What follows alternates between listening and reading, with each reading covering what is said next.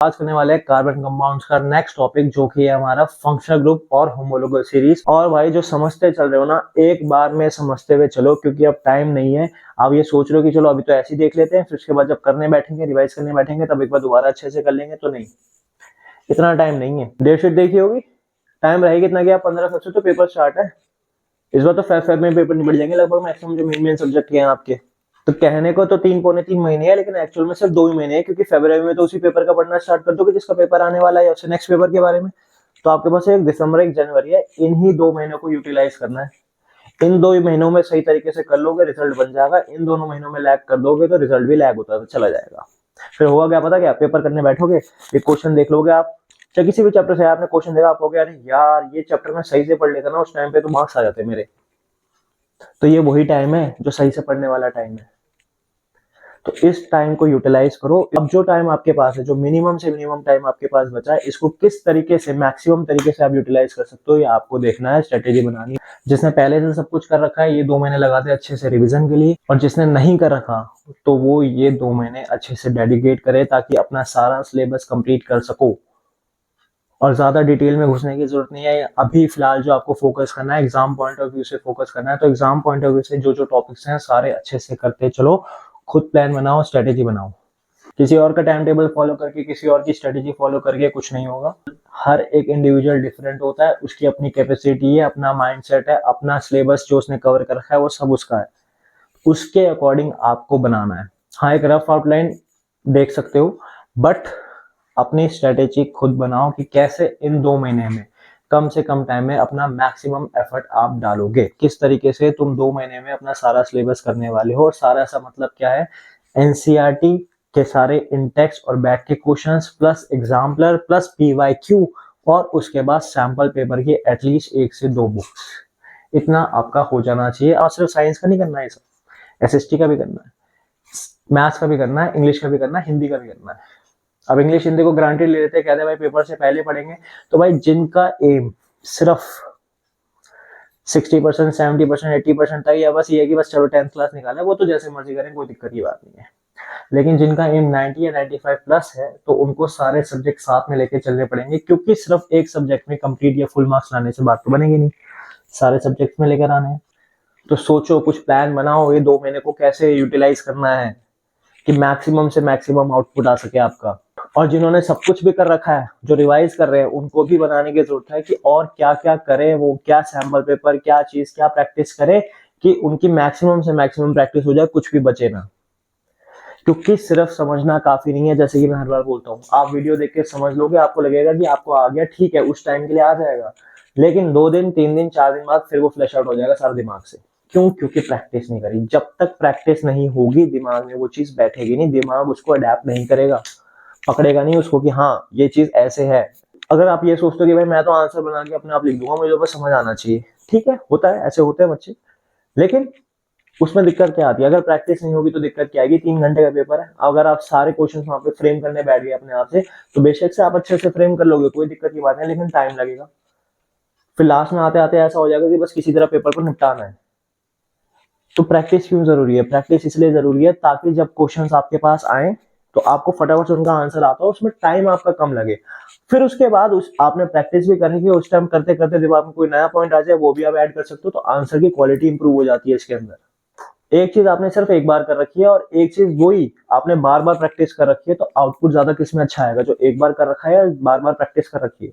जिसमें बार बार आपने प्रैक्टिस कर रखी है, यानी इसमें माहिर हो चुके हो, तो वो चीज अगर आपके पास फटाफट से वो सवाल आपके पास आ जाए, तो बिना सोचे समझे आपको बस आंसर लिख देना है, वहां दिमाग नहीं लगाना पड़ेगा।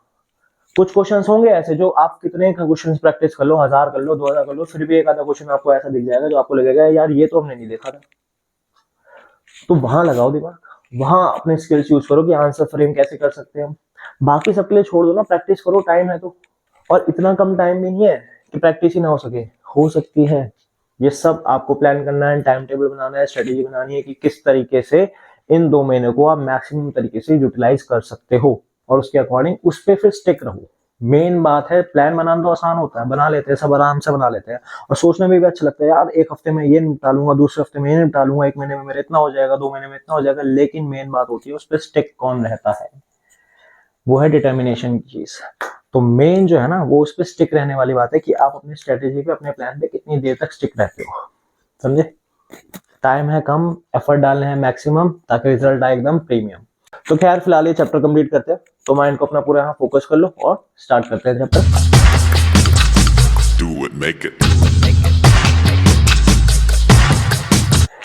इन टर्म से तो वाकिफ हो गए, alkane, alkyne, alkyne, hydrocarbons, saturated, unsaturated, unsaturated, single bond, double bond, triple bond. अब हमें क्या करना है, इनके जो मेंबर्स है यानी इसकी जो सीरीज है अल्केन की, अल्कीन की, अल्काइन की, इसके अंदर हमें ट्रेंड को ऑब्जर्व करना है, कुछ पैटर्न को ऑब्जर्व करना है। क्या कुछ पैटर्न हमें नजर आ रहा है, कुछ भी सिमिलर पैटर्न, तो ऑब्जर्व करते हैं। जैसे सबसे पहले नंबर ऑफ कार्बन और नंबर ऑफ हाइड्रोजन के हिसाब से ऑब्जर्व करते हैं। यहाँ पे CH4 है, यानी कार्बन का नंबर 1 है और हाइड्रोजन का कितना है, 4 है। यहाँ पे C2H6 है, कार्बन 2 है, हाइड्रोजन 6 है। अगर मैं कहूँ कि डिफरेंस निकालना है कार्बन के बीच में, इस और इस कार्बन के बीच में कितने कार्बन बढ़े, और इस हाइड्रोजन और इस हाइड्रोजन के बीच में कितने हाइड्रोजन ऐड हुए, तो यहाँ अगर आप देखो, यहाँ कार्बन 1 था, यहाँ कार्बन 2 था, तो कार्बन कितना ऐड हो गया, सिर्फ 1, और यहाँ पे हाइड्रोजन 4 था और यहाँ पे कितना है, 6, तो हाइड्रोजन कितना ऐड हो गया, 2। यानी इसके बीच में, पहले मेंबर और दूसरे मेंबर के बीच में गैप कितना रहा, 1 कार्बन 2 हाइड्रोजन का, यानी CH2 का। क्या ऐसे तीसरे में भी है, 2 और 3, यानी 1 कार्बन, यहाँ पे 6 है और यहाँ पे 8 है, यानी कितना गैप आ गया हाइड्रोजन का, 2 का आ गया, अगेन CH2 का गैप आ गया। फिर यहाँ देख लेते हैं, 3 से लेके 4 में 1 कार्बन, 8 से लेके 10 में 2 हाइड्रोजन, यहाँ पे भी CH2 का गैप, देन यहाँ पे भी CH2 का गैप, फिर इसमें भी CH2 का गैप। चलो ये तो हमने मान लिया अल्केन के अंदर सारे मेंबर्स के बीच में कितने कार्बन और हाइड्रोजन का गैप आ रहा है, 1 कार्बन 2 हाइड्रोजन, यानी CH2 का गैप आ रहा है कॉन्जिक्यूटिव मेंबर के बीच में। कॉन्जिक्यूटिव मतलब लगातार जो आ रहे हैं एक के बाद एक, उसके बीच में कितना है, CH2 का गैप। अल्कीन में भी है क्या ऐसा, देखो, और फिर अल्काइन में भी ऑब्जर्व करो। अल्कीन में ये डैश कर रखा है, यानी पहला मैथ नहीं होता इसमें, ये नाम है CH4, पता है ना, मैथ मीथेन होता है, यहाँ पे मैथीन नहीं होता, यहाँ पे मिथाइन नहीं होता, क्योंकि डबल और ट्रिपल बॉन्ड किनके बीच में लगते हैं, 2 कार्बन के बीच में लगाने हैं हमें, और मिनिमम 2 कार्बन होने चाहिए, और मैथ में 1 कार्बन होता है, इसलिए इसका पहला मेंबर मैथ ना होगे, पहला मेंबर कौन सा होता है आपका, एथ, यानी first member of alkyne series is ethene and the first member of alkyne series is ethyne. ठीक है, देखते हैं हम gap, 1 carbon 2 hydrogen, 1 carbon 2 hydrogen,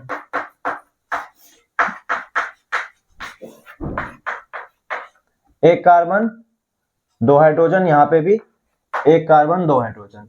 same ऐसे अल्काइन के अंदर अगर आप देखो तो इसमें भी पहला मैथ नहीं है, पहला कौन सा, इथाइन है, 1 carbon 2 hydrogen, 1 carbon 2 hydrogen, 1 carbon, एक C4 से C5, 2 हाइड्रोजन, और यहाँ पे भी 1 कार्बन और 2 हाइड्रोजन।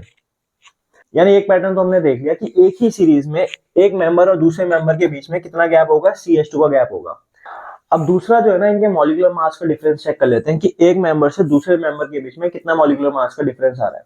तो इसके करने के 2 तरीके हैं, एक तो पूरा इसका मॉलिक्यूलर मास निकालो, फिर इसका मॉलिक्यूलर मास निकालो और दोनों को कर दो माइनस, फिर इसका निकालो, इसका निकालो, दोनों को कर दो माइनस, फिर इसका निकालो, इसका निकालो, ऐसे करते करते सबको माइनस करते हुए चलो, पूरा पूरा निकाल कर। मॉलिक्यूलर मास आता निकालना, एक मॉलिक्यूल एक कंपाउंड के अंदर जितने भी एटम्स होते हैं उनके मास को हमें क्या कर देना होता है, ऐड कर देना होता है।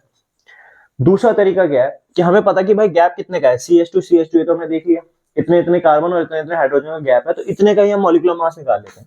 एक कार्बन का मास होता है 12, एक हाइड्रोजन का मास होता है 1, और कितने हैं, 2 हैं, तो 12 + 2 कितना हो गया, 14। यानी कितने यूनिट मास का गैप है, 14। इसके और इसके, इसका जो भी मॉलिक्यूलर मास है और इसका जो भी मॉलिक्यूलर मास है, इन दोनों के बीच में कितने का गैप है, 14 यूनिट का गैप है। ऐसे इसके बीच में CH2 का गैप है, तो कितने मास का गैप होगा, 14 यूनिट का, इसमें भी 14 यूनिट का, और इसमें भी 14 यूनिट का। इसी तरीके से सब में, क्योंकि CH2 का गैप है, तो सब में कितना मॉलिक्यूलर मास का गैप होगा, 14 यूनिट का। तो यानी 2 चीजें आ गई, 2 ट्रेंड आ गए हमारे पास। पहला CH2 का डिफरेंस होगा, दूसरा 14 यूनिट मास का डिफरेंस होगा। और कुछ पैटर्न देखो,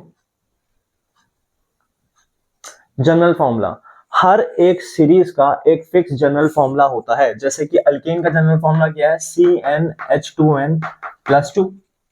अल्कीन का क्या है, CnH2n। और अल्काइन का क्या है हमारे पास, CnH2n-2। और ये सब इसको वेरीफाई भी करते हैं। यानी कार्बन का जितना है डबल करके 2 ऐड कर देना है, कार्बन का जितना है सिर्फ डबल करके छोड़ देना है, कार्बन का जितना है डबल करके 2 माइनस कर देना है। और देख लो, जैसे इसी को ले लो, कार्बन जितना है डबल किया 6, 2 ऐड हो रखा है 8, वेरीफाई करता है। C3H6 कार्बन जितना है उतना ही डबल करके छोड़ देना है, वेरीफाई करता है। फिर कार्बन जितना है डबल किया 6 है यहाँ पे 4, तो 2 माइनस हो रखा है, तो ये भी सही है। तो हर एक ग्रुप का क्या है, एक जनरल फॉर्मूला होता है। तो आप कहोगे कि सर ये तो अल्केन अल्कीन अल्कीन की बात हो गई, बाकी आगे जब हम फंक्शनल ग्रुप पढ़ेंगे जैसे अल्कोहल आ गया, एल्डिहाइड आ गया, क्या उसमें भी ये चीज होगी? बिल्कुल होगी। देख लो, अल्कोहल ले लेते हैं, ठीक है। अल्कोहल क्या होता है, OH होता है। और ये सारे इसके मेंबर हो गए, ये पहला मेंबर हो गया, ये दूसरा मेंबर, ये तीसरा मेंबर और ये चौथा मेंबर, यानी मीथेनॉल, इथेनॉल, प्रोपेनॉल, ब्यूटेनॉल, ठीक है ना। अब इनमें चेक करते हैं क्या CH2 का गैप आ रहा है, नहीं आ रहा। OH सब में कॉमन है तो OH को तो हटा ही देते हैं, इस OH को आप हटा दो, बचा क्या, CH3। और यहाँ पे कितना है, C2H5, यानी एक कार्बन है और हाइड्रोजन कितना है इसके बीच में, 2 है, ठीक है। यहाँ पे भी एक कार्बन है और हाइड्रोजन का गैप कितने का है, 2 का है, ये भी ठीक है। यहाँ पे भी एक कार्बन है, हाइड्रोजन का गैप कितने का है, 2 का है, ये भी ठीक है, यानी इसमें भी वेरीफाई हो रहा है। और जब CH2 का गैप आ गया यानी मॉलिक्यूलर मास का गैप भी कितना निकलेगा, 14 यूनिट का निकलेगा। क्या इनका जनरल फॉर्मूला है, जी है, बिल्कुल है। अल्कोहल का जनरल फॉर्मूला क्या है, आगे पढ़ेंगे पूरा डिटेल में, CnH2n+1 और साथ में लग जाता है OH, ये इसका जनरल फॉर्मूला आ जाएगा। मतलब क्या समझे, यानी कोई भी ग्रुप हो, कोई भी ग्रुप हो, एक पर्टिकुलर ग्रुप के अंदर ट्रेंड्स क्या क्या हमें देखने को मिलते हैं, CH2 का गैप होता है, 14 यूनिट मास का गैप होता है और सबका जनरल फॉर्मूला होता है। ये 3 चीजें तो हो गई। अब इसके अलावा कुछ और चीजें भी हैं, वो समझ लो क्या। जैसे अगर आप इसमें देखो, यहाँ पे एक कार्बन 4 हाइड्रोजन, यहाँ पे 2 कार्बन 6 हाइड्रोजन, फिर कार्बन बढ़ते जा रहे हैं, हाइड्रोजन बढ़ते जा रहे हैं, सेम ऐसे ही हो रहा है। डाउन द ग्रुप हम जा रहे हैं तो क्या हो रहा है, कार्बन और हाइड्रोजन के जो नंबर है वो आपके बढ़ते जा रहे हैं। इट मींस कि जो बॉन्ड है वो आपका इंक्रीज होता जा रहा है, कोवेलेंट बॉन्ड्स क्या आपके इंक्रीज होते जा रहे हैं। तो अगर इनको तोड़ना है, आप कहोगे तोड़ना क्यों है, तो तोड़ने का मतलब हो गया इनको हीट करना है, मेल्ट करना है या बॉइल करना है, तो उसके लिए ज्यादा एनर्जी देनी पड़ेगी। इट मींस कि जब हम डाउन द ग्रुप जाते हैं, नंबर ऑफ बॉन्ड्स आपके इंक्रीज हो जाते हैं, जिसकी वजह से इनकी फिजिकल प्रॉपर्टी में चेंज आता है, खासतौर से क्या, मेल्टिंग और बॉइलिंग पॉइंट इनके इंक्रीज हो जाते हैं डाउन द ग्रुप, ठीक है। जैसे जैसे नीचे जाते जाएंगे, देख लो ना, ऑब्जर्व करो, डाउन द ग्रुप जा रहे हैं, number of carbon number of hydrogen बढ़ते जा रहे हैं, यानी बॉन्ड इंक्रीज हो रहे हैं। तो जब बॉन्ड इंक्रीज हो रहे हैं तो उनको तोड़ने के लिए एनर्जी भी तो ज्यादा लगेगी। अब यहाँ 4 बॉन्ड है, यहाँ पे इसके बीच में 4 बॉन्ड है, जैसे कि ये हो गया CH4, C2H6 ले लो तो ये हो गया आपका C2H6। इसमें 1 2 3 4, इसमें 1 2 3 4 5 6 7, यहाँ पे 4 बॉन्ड है सिर्फ और यहाँ पे 7 बॉन्ड है, तो जाहिर सी बात है 7 वाले को ज्यादा एनर्जी देनी पड़ेगी तोड़ने के लिए। तो ऐसे नीचे जाते जाएंगे तो नंबर ऑफ बॉन्ड इंक्रीज होते जाएंगे, इनको ज्यादा एनर्जी देनी पड़ेगी तोड़ने के लिए, यानी मेल्टिंग और boiling point down the group आपका इंक्रीज होगा। तो मेल्टिंग और बॉइलिंग पॉइंट क्या हो जाता है आपका, इंक्रीज हो जाता है। और क्योंकि ये सिर्फ एक ही सीरीज के हैं, एक ही फैमिली के हैं, तो ये सेम प्रॉपर्टी शो करेंगे, केमिकल प्रॉपर्टी। अल्केन है, सैचुरेटेड है, तो ये सारे ही सैचुरेटेड कंपाउंड है। अल्कीन अनसैचुरेटेड डबल बॉन्ड है, तो ये सारे डबल बॉन्ड अनसैचुरेटेड की तरह बिहेव करेंगे। अल्कोहल आपका COH ग्रुप लगा हुआ है, तो सारे के सारे आपके अल्कोहल की तरह ही बिहेव करेंगे, यानी इनकी केमिकल प्रॉपर्टी क्या रहेगी, सेम रहेगी। तो केमिकल प्रॉपर्टी क्या है इनकी, सेम है।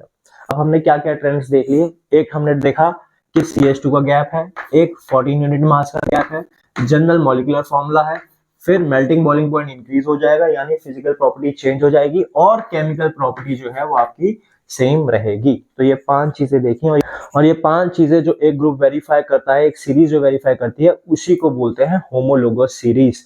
तो ये सारे क्या थे आपके होमोलोगस सीरीज के मेंबर, ये अल्केन सीरीज के मेंबर, ये अल्कीन के, ये अल्काइन के और ये अल्कोहल के, यानी ये अल्केन की होमोलोगस सीरीज, ये अल्कीन की, ये अल्काइन की होमोलोगस सीरीज और ये अल्कोहल की होमोलोगस सीरीज। तो होमोलोगस सीरीज का क्या मतलब हुआ, अ सीरीज ऑफ कंपाउंड्स, यानी कंपाउंड्स की series with same chemical property, ये सेम शो करेगा, ये सेम शो करेगा, ये सेम शो करेगा, ये सेम शो करेगा। तो a series of compounds showing similar chemical property and each consecutive member differ by CH2 group. तात्पर्य एक ऐसी सीरीज कंपाउंड की जिसके अंदर सारे compound similar chemical property show करेंगे और एक कंपाउंड से दूसरे कंपाउंड के बीच में जो गैप होगा वो CH2 का होगा। series of compound having similar chemical properties and each consecutive compound differ by CH2 group। ये है आपकी होमोलोगस सीरीज की डेफिनेशन। डिफाइन में भी डाली प्रॉपर्टी और वही प्रॉपर्टी डाली है जो आपकी मेन है, जिससे आपको पता चलता है कि हाँ ये सेम सीरीज के मेंबर है। एक तो CH2 का गैप होना चाहिए और सारे सिमिलर केमिकल प्रॉपर्टी शो होने चाहिए। उसके अलावा अगर आपसे बोले कि इसकी प्रॉपर्टीज बताओ तो प्रॉपर्टीज में जो बाकी बचे वो ऐड कर देना। 14 यूनिट मास का गैप है, जनरल फॉर्मूला होता है, मेल्टिंग बॉइलिंग पॉइंट ज्यादा होता है, बाकी हमने बोल दिए, चाहो तो ये भी ऐड कर दो। ये होता है आपका होमोलोगस सीरीज आपका समाप्त। इतना ही है बस होमोलोगस सीरीज में। अब इसमें से क्वेश्चंस कैसे बनते हैं, जैसे कि आपको बोल देंगे कि आपको दे दिया C4H8, ठीक है ना। अब C4H8 दे दिया तो आपको बोल देंगे इसका सेकंड, इसकी होमोलोगस सीरीज का सेकंड मेंबर बताओ। तो अब पहले तो आइडेंटिफाई करो C4H8 का मतलब क्या हो गया। C4H8 का मतलब हो गया अल्कीन। अब क्या बोला है कि इसकी सीरीज का सेकंड मेंबर बताना है, तो इसकी सीरीज का सेकंड मेंबर कौन सा हो गया आपका। फर्स्ट तो यहां से स्टार्ट होगा सेकंड से, और ये हो गया आपका सेकंड मेंबर यानी C3H6। या आपको बोल देंगे कि आपको दे दिया C3H4 दे दिया, right to next homologous member of this series. तो इसके दो और बताने हैं। दो और में करना क्या है, फॉर्मूला नहीं ध्यान आ रहा, कोई दिक्कत की बात नहीं। होमोलोगस बोल दिया तो मतलब कितने का गैप है, CH2 का गैप है। CH2 ऐड करते जाओ, एक कार्बन दो हाइड्रोजन, ये हो गया C4H6, फिर एक कार्बन दो हाइड्रोजन, ये हो गया आपका C5H8। तो इस तरीके से आपके अगले दो होमोलोगस आ गए, समझे।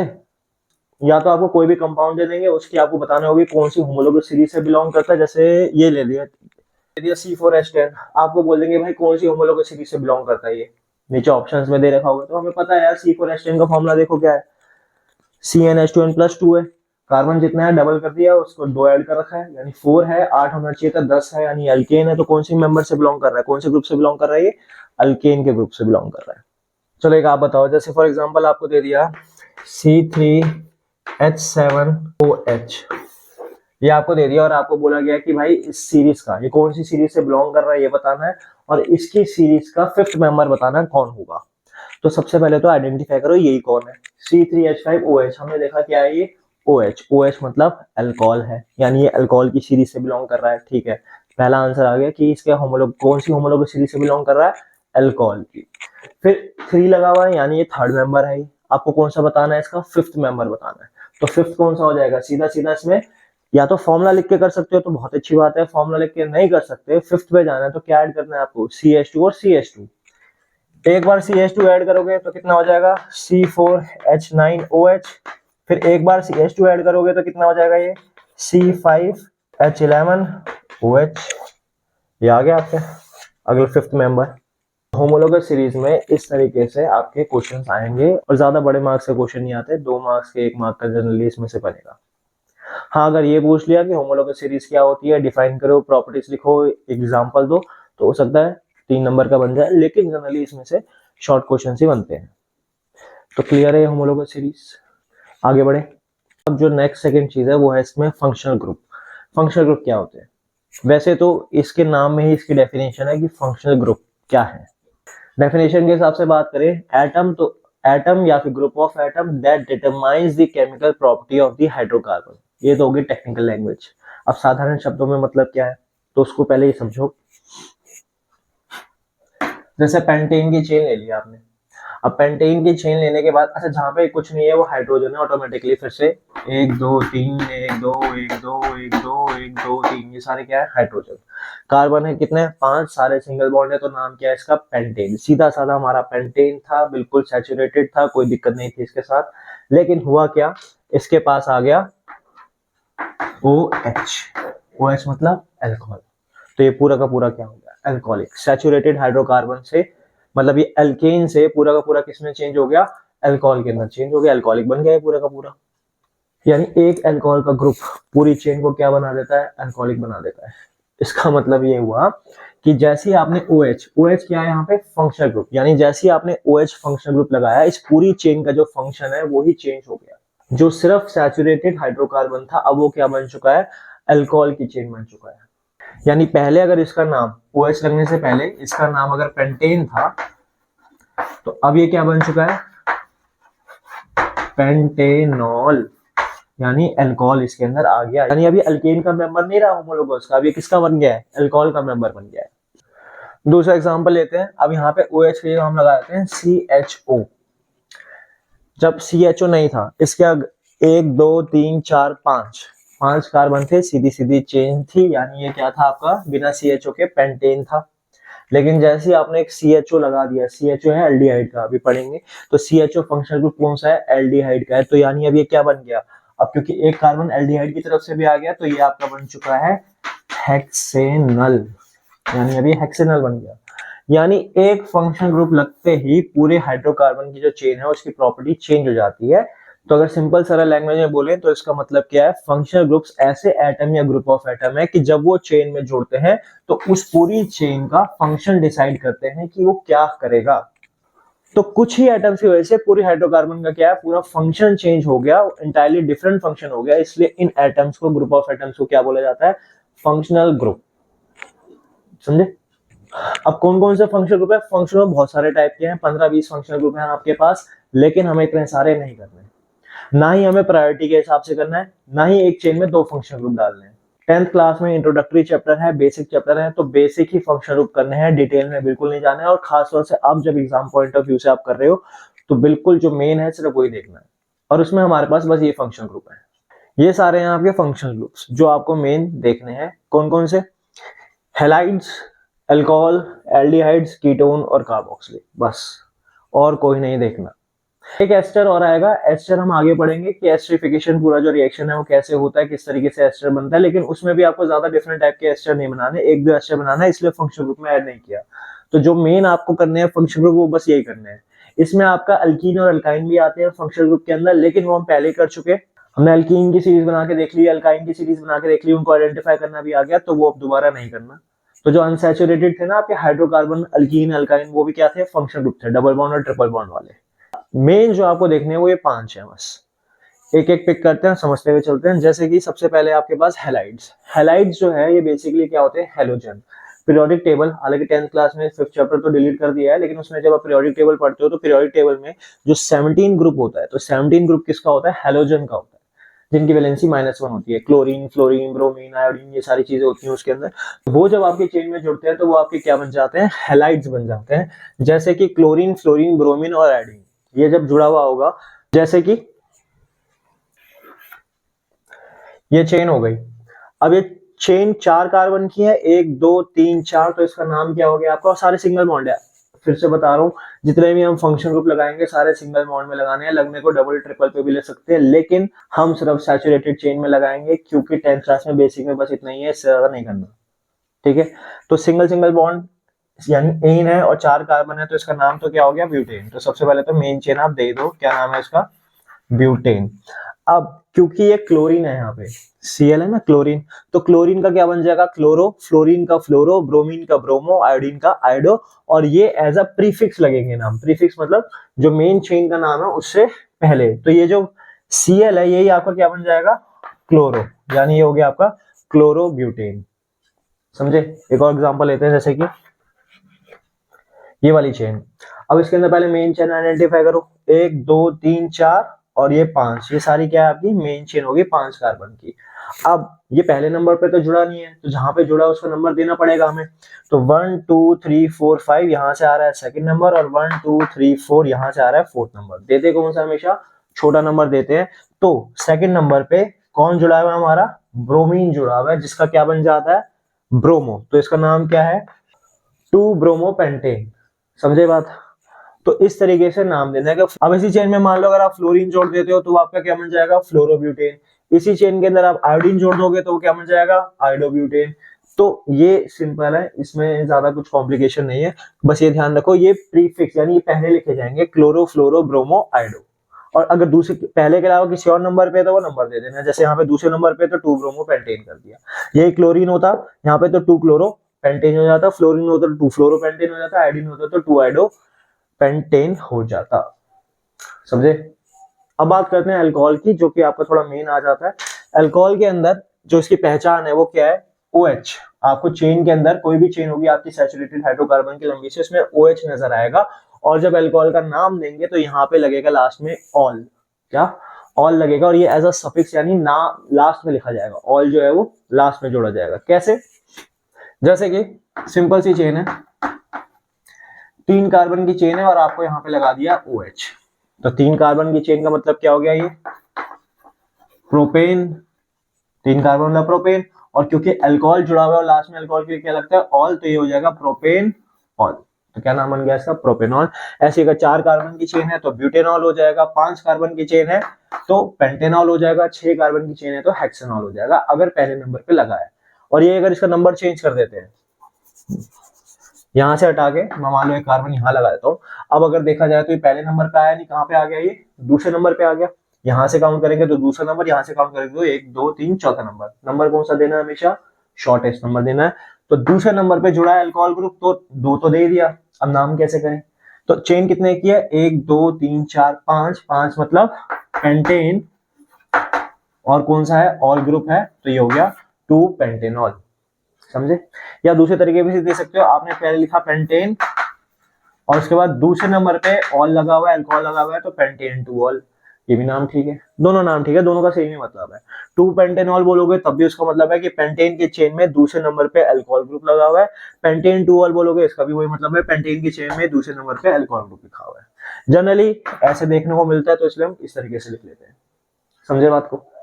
अब मूव करते हैं एल्डिहाइड की तरफ। तो एल्डिहाइड क्या चीज है भाई, एल्डिहाइड की पहचान क्या है, CHO, चेन में आपको मिलेगा CHO इस तरीके से भी, या फिर अगर स्ट्रक्चर की फॉर्म में आएगा तो C double bond O single bond H, इस तरीके से दिखेगा। और जब इसका नामकरण करेंगे तो लास्ट में क्या आएगा, इसके अल, ये ध्यान रखना, इसके लास्ट में आ रहा है ऑल और इसके लास्ट में क्या आ रहा है, अल। कैसे? जैसे फॉर एग्जांपल ये आपको चेन दे दी, अब इसका खुद से एक बार नेम करके देखो, ये एल्डिहाइड ग्रुप लगा हुआ है तो लास्ट में क्या आएगा, अल आएगा, मेन चेन आइडेंटिफाई करो और लास्ट में क्या लगाना है, उसके बस अल लगाना है। पहले नंबर पे ये तो इसमें कोई 1 2 का पंगा नहीं है, तो मेन चेन आइडेंटिफाई करके लास्ट में अल लगाओ और देखो क्या नाम आ रहा है। दो ऑप्शंस हैं, या तो आप इसका नाम लिखोगे इथेनल या फिर प्रोपेनल, इन दोनों में से कौन सा ऑप्शन सही है, इथेनल है या ये प्रोपेनल है? जिसने लिखा इथेनल बहुत ही सही रास्ते पे जा रहा है, अगर मार्क्स कम चाहिए तो, क्योंकि इथेनल इसका नहीं है, आंसर क्या है, प्रोपेनल। अब कहो कैसे, देखो हमारा बेशक से ये आपका फंक्शनल ग्रुप है, हमने फंक्शनल ग्रुप लगा दिया, उसके बाद हम क्या करते हैं, मेन चेन आइडेंटिफाई करते हैं, 2 कार्बन की मेन चेन आ रही है, लेकिन अगर फंक्शनल ग्रुप अपने साथ कार्बन लेकर आ रहा है तो उस कार्बन को भी चेन में काउंट करोगे। तो बेशक से CHO इसका एल्डिहाइड का है, लेकिन इसका कार्बन भी ऐड किया जाएगा, तो 1 2 3 3 कार्बन यानी प्रोपेन, और कौन सा है, CHO ग्रुप है, तो ये क्या नाम हो गया इसका, प्रोपेनल। इसको हटा के बाकी कार्बन नहीं काउंट करना, इसको इंक्लूड करके कार्बन काउंट करना है। आपको बोल दिया जाए कि आपको बनाना है मीथेनल, अब मीथेनल का मतलब क्या है, 1 कार्बन, अब इसमें गलती क्या होती है, CHO लगा दोगे और फिर यहाँ पे CH3 ये आपने लगा दिया कि भाई CHO तो अल का था और 1 कार्बन बोला है, मैथ बोला तो 1 कार्बन हमने लगा दिया, लेकिन ये गलत है, यहाँ पे कार्बन टोटल कितने हो गए, 1 और 2, 2 कार्बन हो गए यहाँ पे। तो मीथेनल का मतलब क्या हो गया, ये वाला कार्बन नहीं लेंगे, मीथेनल अगर आप लगा रहे हो, एल्डिहाइड अपने आप ही अपने साथ क्या लेकर आ रहा है, कार्बन लेकर आ रहा है, तो अपने साथ एक कार्बन लेकर आ रहा है, तो अगर इसका बॉन्ड स्ट्रक्चर के तरीके से देखो तो क्या है, C double bond O single bond H, यानी इस कार्बन के 1 2 3 बॉन्ड तो कंप्लीट हो रखे हैं, चाहिए कितना, एक और, क्योंकि एक कार्बन कितने बनाता है, 4 बनाता है, तो बस यहाँ पे H लगाना है और इसका फॉर्मूला क्या बन गया, HCHO, ये है आपका मीथेनल। समझे?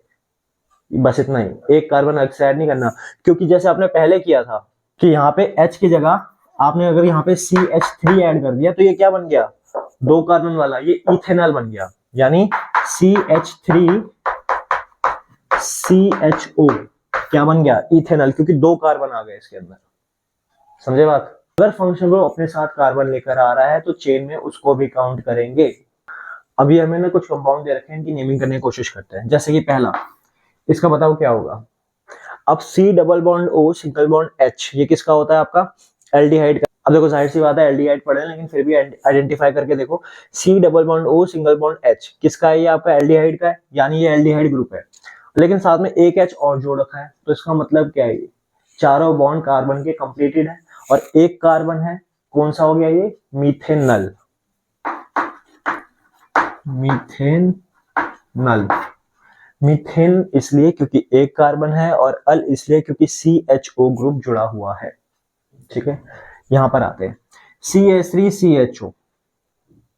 अब इसके आप नाम दो तरीके से दे सकते थे। एक तो आप सोचो CHO तो एल्डिहाइड ग्रुप है, तो लास्ट में मैं अल लगा देता हूं, और एक ही कार्बन है तो इसका नाम हो गया मिथेनल, जो कि हो जाएगा गलत। टोटल कार्बन काउंट करने उस फंक्शनल ग्रुप के कार्बन को मिलाकर, तो टोटल कार्बन कितने हो गए, 2 कार्बन हो गए, और 2 कार्बन वाला क्या होता है, एथ होता है, तो इसका नाम क्या है, इथेनल। समझे? यहां पे देखते हैं 1 2 3 3 कार्बन है, लेकिन तीसरा जो कार्बन है वो CHO लेकर आ रहा है, तो क्या इसका इंक्लूड करेंगे, बिल्कुल इंक्लूड करेंगे, यानी टोटल नंबर ऑफ कार्बन है 3, तो 3 कार्बन है, तो ये हो गया आपका प्रोपेन, और CHO होता है अल, तो ये हो गया आपका प्रोपेनल। अब नीचे वाला देखते हैं 1 2 3 3 कार्बन है,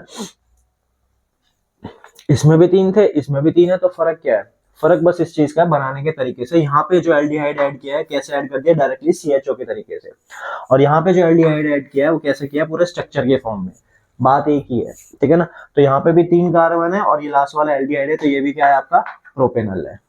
अब ब्यूटेनल बनाना है, तो ब्यूटेनल कैसे बनाए, ब्यूटेनल का मतलब क्या है, 4 कार्बन, तो 1 2 3 4। तो अगर आपने नहीं पढ़ रखा, नहीं समझ रखा, तो आप क्या करोगे, ब्यूटेनल बोला है, ब्यूटेन में 4 कार्बन लगा दिया, और अल का मतलब क्या हो गया, आपने बना दिया यहाँ पे CHO, और ये हो जाएगा गलत। क्यों, क्योंकि 1 2 3 4 5 कार्बन हो गए। लेकिन अगर पढ़ रखा है, समझ रखा है, तो हमें पता है ब्यूटेनल का मतलब क्या है, टोटल ही कितने कार्बन होने चाहिए, 4 कार्बन होने चाहिए एल्डिहाइड को मिलाकर, यानी 1 2 3 बनाओगे और चौथे में CHO लगा दोगे, तो ये आपका क्या बन गया, ब्यूटेनल। बाकी ऑटोमेटिकली सारे हाइड्रोजन है। ठीक है, तो ये आपका बन गया ब्यूटेनल। तो समझ आई एल्डिहाइड का सीन, कोई दिक्कत? ठीक, बढ़ते हैं कीटोन की तरफ।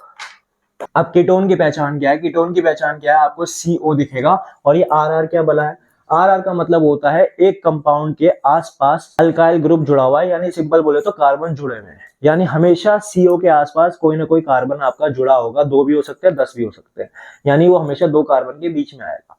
तो क्योंकि ये 2 कार्बन के बीच में आता है, इसलिए इसका पहला मेंबर कौन सा हो जाएगा, क्या मीथेनॉन हो सकता है, देखो लास्ट में इसके ओन लगता है, सफिक्स में क्या लगता है, ओन, जैसे पेंटेनॉन, ब्यूटेनॉन। ठीक है ना, तो क्या इसमें पहला मेंबर मिथेनॉन पॉसिबल है, क्योंकि ओन जो यानी जो कीटोन ग्रुप है वो क्या आना चाहिए, 2 कार्बन के बीच में आना चाहिए, तो पहला पॉसिबल ही नहीं है। क्या दूसरा इथेनॉन पॉसिबल है, वो भी पॉसिबल नहीं है, 2 ही तो कार्बन हो गए, बीच में कहां लगाओगे उसमें। तीसरा कौन सा है, प्रोपेनॉन, तो क्या ये पॉसिबल है, बिल्कुल पॉसिबल है, और पहला मेंबर इसका क्या है, प्रोपेनॉन ही है। ये आपका क्या हो गया, पहला मेंबर प्रोपेनॉन, बाकी सारे क्या है ऑटोमेटिकली हाइड्रोजन। तो हैलाइड्स के अंदर भी पहला आपका मीथेन ही है, अल्कोहल के अंदर भी मीथेनॉल है, एल्डिहाइड के अंदर भी मीथेनॉल है, लेकिन कीटोन में क्या हो जाएगा, कीटोन में पहला कौन सा हो गया, प्रोपेनॉन, यानी पहला ही मेंबर प्रोप से स्टार्ट हो रहा है उसका।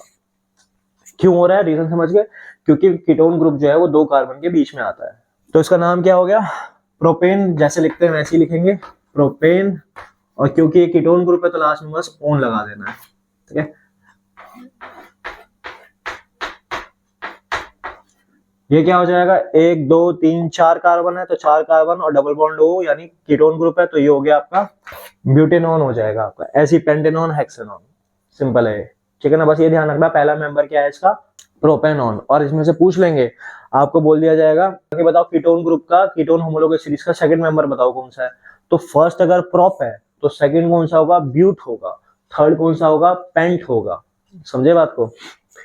Move on to carboxylic acid. Carboxylic acid, अब इसके लास्ट में सफिक्स में क्या लिखा जाएगा, ओइक एसिड।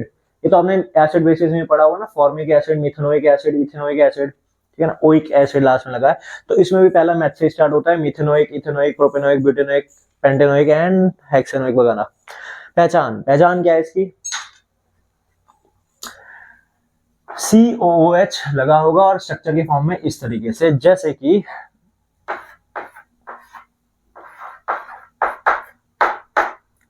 अब जो कॉन्सेप्ट आपका एल्डिहाइड में लगा था कि उसका कार्बन भी इंक्लूड करना है, सेम इसमें लगेगा, उसका कार्बन भी इंक्लूड करना है नेम देते हुए।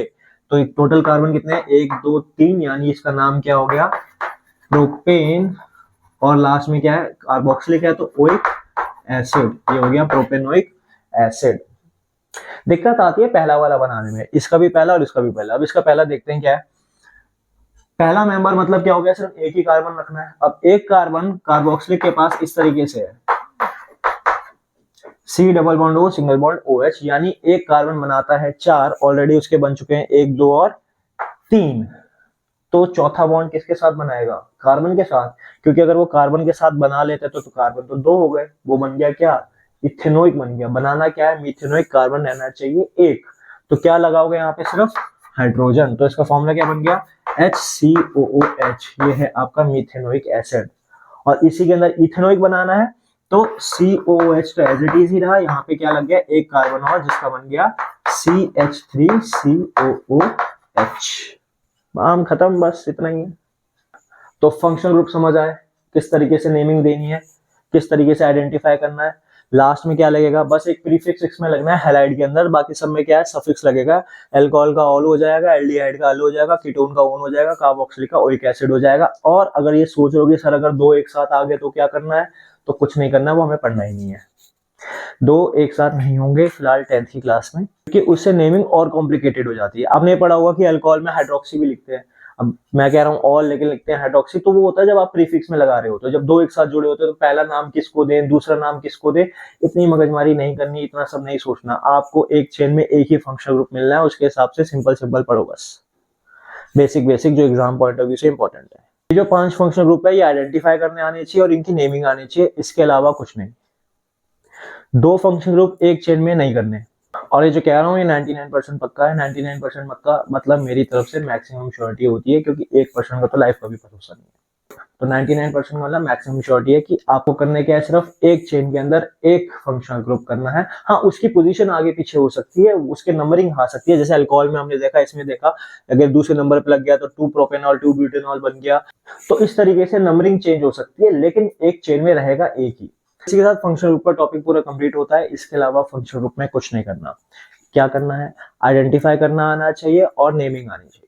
आपको स्ट्रक्चर दे रखा है, फॉर्मूला दे रखा है, आपको बता सको कि इसमें कौन सा फंक्शनल ग्रुप जुड़ा हुआ है, या फिर आपको नेमिंग दे रखी है, उसके अकॉर्डिंग आपको स्ट्रक्चर बनाना आना चाहिए। उसके अलावा कुछ नहीं। एक चेन में 2 वाले तो बिल्कुल नहीं करने, क्योंकि 2 वाले करते ही कॉम्प्लेक्सिटी ऐड हो जाती है। अभी हम क्या कर रहे हैं, इनमें सफिक्स सफिक्स सफिक्स देखते हैं। अब इनके प्रीफिक्स भी हैं, वो तब यूज करते हैं जब आपका एक ग्रुप में 2 जुड़े होते हैं। तो वहां पे ये देखना होता है कि मैक्सिमम प्रायोरिटी किसको देनी है, कौन से ग्रुप को प्रायोरिटी देनी है, तो उसका नाम पहले लिखा जाएगा, दूसरे वाले का बाद में लिखा जाएगा। जैसे इन सब के अंदर कार्बोक्सिलिक को सबसे ज्यादा प्रायोरिटी दी जाती है। तो अगर कार्बोक्सिलिक और अल्कोहल दोनों साथ में जुड़े हुए हैं तो आपको ये देखना पड़ता है कि नंबरिंग किस तरफ से करना है, कार्बोक्सिलिक की तरफ से करना है, पहली प्रायोरिटी किसको देनी है। तो इतनी मगजमारी नहीं करनी, इतना डिटेल में नहीं जाना। एक चेन सिंपल सैचुरेटेड की, यानी सिंगल सिंगल बॉन्ड की, उसके अंदर एक ही फंक्शनल ग्रुप लगा मिलेगा। हाँ, वो फंक्शनल ग्रुप आपका पहले के अलावा दूसरे तीसरे नंबर पे हो सकता है, लेकिन इससे ज्यादा कुछ नहीं। तो फंक्शन को पहचानना आना चाहिए और उसका स्ट्रक्चर बनाना और उसका नेमिंग करना आपको आना चाहिए। इसके अलावा और कुछ प्रैक्टिस नहीं करनी। तो यही है आपके फंक्शन ग्रुप, इसके ज्यादा कुछ नहीं। क्लियर है। अब इसमें बस 2 चीजें और हैं, एक इनका जनरल फॉर्मूला और दूसरा इनका कॉमन नेम। जितने भी हम स्ट्रक्चर पढ़ते हैं सबके 2 नाम होते हैं। एक होता है आईयूपैक नेम, जैसे कि हमने बात की थी कि आईयूपीएसी की फुल फॉर्म क्या है, international union of pure and applied chemistry, जो कि सारे नामकरण करती है सारे कंपाउंड्स का, केमिकल कंपाउंड्स का, उसकी प्रॉपर्टीज के हिसाब से, उसके स्ट्रक्चर के हिसाब से। और एक होता है कॉमन नेम। तो ये सारे जितने भी हमने देखे, ब्यूटेनॉल, पेंटेनॉल, 2 मिथाइल, और आपका अल्कोहल में आपका पेंटेन 2 ये सारे क्या थे, आईयूपैक नेम थे। अब इनके कॉमन नेम भी आपको आइडेंटिफाई करने आने चाहिए। और कुछ ऐसे हैं जो स्ट्रक्चर देख के हम बता सकते हैं इसके कॉमन नेम ये है, लेकिन कुछ ऐसे हैं जो याद ही करने पड़ते हैं। तो एक बार कॉमन नेम देखते हैं और इनके जनरल फॉर्मूला। अब यहाँ पे जरा इनके जनरल फॉर्मूले देखो, कहीं कहीं पे तो आपको एक ही दिख रहे हैं, कहीं पे आपको 2 दिख रहे हैं, ये 2 हो गए, एक है, 2 है। अब ये क्या चीज है, हाँ थोड़ी चीज हो जाती है कंफ्यूजिंग सी। कैसे, देखो हैलाइड्स का तो बहुत ही सिंपल है, कोई भी फॉर्मूला दे रखा हो, अगर आपको उसमें क्लोरीन फ्लोरीन ब्रोमीन आयोडीन दिखे तो समझ लो वो हैलाइड है। वैसे इसका जनरल फॉर्मूला क्या है, CnH2n+1 और साथ में क्लोरीन फ्लोरीन ब्रोमीन आयोडीन। जैसे कि स्ट्रक्चर में हम बनाते हैं इस तरीके से, 3 कार्बन और 1 क्लोरीन, हर एक कार्बन हाइड्रोजन लेता है अपने साथ। तो ये हो गया आपका टोटल नंबर ऑफ कार्बन हो गया C3, हाइड्रोजन हो गया 1 2 3 4 5 6 7 H7 और Cl। देख सकते हो कार्बन का नंबर 3 है, डबल करके हो जाता है 6 और एक ऐड कर रखा है तो 7 और साथ में क्लोरीन फ्लोरीन ब्रोमीन या आयोडीन। तो ये बन गया आपका क्या, क्लोरोप्रोपेन। सिंपल है ये तो। इसमें आपको फॉर्मूला याद हो ना याद हो कोई फर्क नहीं पड़ता, बस क्लोरीन फ्लोरीन ब्रोमीन आयोडीन आप देखो तो समझ लो क्या है, वो हैलाइड है। अल्कोहल की तरफ आते हैं। अल्कोहल का जनरल फॉर्मूला है वो भी यही है, CnH2n+1 साथ में OH लगा हुआ है। यहाँ पे भी वही है, CnH2n+1 साथ में CHO लगा हुआ है, और यहाँ पे भी CnH2n+1 साथ में COH लगा हुआ है। मतलब क्या हो गया, जैसे कि पहले कीटोन को छोड़ देते हैं, पहले बाकी तीन का देखते हैं। इसमें अगर आप देखो तो आपको अगर मान लो इथेनॉल बना रहा है, इथेनॉल का मतलब क्या हो गया, कार्बन 2, तो हाइड्रोजन कितने हो जाएंगे, डबल करके एक ऐड कर देना, C2H5 डबल करके हुआ 4, एक ऐड कर दिया, साथ में क्या आ गया, OH। और स्ट्रक्चर के तौर पे भी देखो तो ये है, साथ में OH लगा दिया आपने, हर एक कार्बन 3 लेता है, 1 2 3, इस कार्बन के 2 और ये OH। तो एक कार्बन के 3 और एक 4, एक कार्बन के 3 और एक 4, तो टोटल नंबर ऑफ कार्बन कितने हैं, 2 हैं, और हाइड्रोजन 1 2 3 4 5, 5 हाइड्रोजन और साथ में OH है। तो इस फॉर्मूले के हिसाब से ये हो गया आपका, सिंपल है। एल्डिहाइड पे आ जाते हैं, ये भी इथेनॉल ले लेते हैं, लेकिन अब इथेनॉल में ध्यान रखना टोटली कार्बन कितने होने चाहिए, 2 होने चाहिए। एक तो आपका CHO लेके जा रहा है तो चेन में कितना रहेगा, एक रहेगा, तो एक एक का डबल हुआ कितना, 2 2 + 1 3, तो यानी क्या हो गया, CH3 CHO। और बना के देखो स्ट्रक्चर में, तो ये डबल बॉन्ड हो, सिंगल बॉन्ड H, ये तो हो गया एल्डिहाइड का। एक कार्बन के होते हैं 4 बॉन्ड, ये हो गए, तो 1 2 3 हाइड्रोजन, एक कार्बन, ये तो यही हो गया CH3, और CHO आपका ये हो गया। तो इस तरीके से हो गया। ऐसे कार्बोक्सिलिक का देखो, तो कार्बोक्सिलिक में भी क्या, अगर आप इथेनोइक एसिड बना रहे हो तो एक कार्बन तो कार्बोक्सिलिक वाला ही ले गया, तो C double bond O single bond OH, एक तो कार्बोक्सिलिक ले गया, बचा कितना, सिर्फ एक कार्बन जिसके पास रहेंगे 3 हाइड्रोजन, तो इसका फॉर्मूला क्या हो गया, CH3COOH। कार्बन है एक, डबल किया हो गया 2, + 1 किया 3, और साथ में COH। तो इस टाइप से जनरल फॉर्मूले के हिसाब से तो चीज आसान लगती है, कोई दिक्कत की बात ही नहीं है, फॉर्मूला आराम से आ जाएगा। लेकिन ऐसे आसान चीजें आती नहीं है। आपको किस तरीके से दे रखा होगा, ऐसे दे रखा हो, लास्ट में OH हम बता सकते हैं कि अल्कोहल ग्रुप है, ऐसे दे रखा हो तो लास्ट में बता सकते हैं CHO है आपका क्या है, एल्डिहाइड ग्रुप है, और इस तरीके से भी आप बता सकते हो COH लगाया तो क्या है आपका, कार्बोक्सिलिक है। लेकिन अगर मान लो टोटल ही कार्बन और टोटल ही हाइड्रोजन एक साथ दे दिए तो कैसे बताओगे, जैसे कि अब अगर इस तरीके से दे दिया C2H6O C2H4O C2H4O और C2H4O2, अब कैसे बताओगे, क्योंकि ग्रुप देख के तो हम बता सकते हैं, OH लगाया तो आपका अल्कोहल हो गया, CHO लगाया तो एल्डिहाइड हो गया, O लगाया लास्ट में सिर्फ तो वो कीटोन है, और COH लगाया तो वो क्या है, कार्बोक्सिलिक एसिड है। ऐसे देख के आइडेंटिफाई करना तो आसान है। लेकिन अगर पूरा ही सब कुछ कंडेंस कर दिया, सारे कार्बन एक साथ, सारे हाइड्रोजन एक साथ, और फिर लास्ट में O छोड़ दिया, ये हो गया C2H6O C2H4O C2H4O C2H4O2, आप कैसे आइडेंटिफाई करें। तो इसके लिए तरीका ये है, जनरल फॉर्मूला फिर ये वाला बन जाता है अल्कोहल का, CnH2n+2 और लास्ट में सिर्फ O, यानी कार्बन जितना है उसका डबल करके 2 ऐड कर दो, सिर्फ O आपको इसमें ऐड करना है, तो ये आपका क्या है, अल्कोहल है। और ये वाला जो फॉर्मूला है C2H6O, अगर आप देखो तो सब में से सिर्फ अल्कोहल के पास ही है, तो अगर O सिर्फ लास्ट में दे दिया तो आपको बस ये चेक करना है क्या CnH2n+2 को वेरीफाई कर रहा है या नहीं कर रहा है। जैसे कि एक फॉर्मूला आपको दे दिया C3H8O, तो कार्बन है 3, डबल कर दो हो गया 6, 2 ऐड किया हो गया 8, और O, तो ये क्या है, एक अल्कोहल है आपका। क्योंकि ये जो फॉर्मूला है CnH2n+2 ये और किसी का नहीं है। अब देखो ये दो फॉर्मूले सेम है, यहाँ पे ये दोनों फॉर्मूले सेम है, और यहाँ पे भी देखो तो कुछ सिमिलैरिटी है, लेकिन अल्कोहल वाला क्या है, बिल्कुल ही अलग है। तो अल्कोहल तो आप सिंपली आइडेंटिफाई कर सकते हो, अगर OH आ जाए तो सीधा सीधा बता सकते हो कि भाई वो तो आपका अल्कोहल ही है, बस कार्बन के नंबर देखने हैं कितने हैं। और अगर इस तरीके से आ जाए तो इस तरीके से, अगर लास्ट में देखो सिंगल O है और आप सोचो कि नहीं यार अल्कोहल में तो OH होता है तो क्या करें, तो बात ये है कि H जो है वो इसी के अंदर इंक्लूड कर दिया गया है, तो तब आपको ये वाला फॉर्मूला देखना है CnH2n+2 और O, क्या ये वेरीफाई हो रहा है नहीं हो रहा, यानी कार्बन जितना है डबल करके 2 ऐड कर दो और साथ में O लगा हुआ है, तो वो क्या है आपका अल्कोहल है।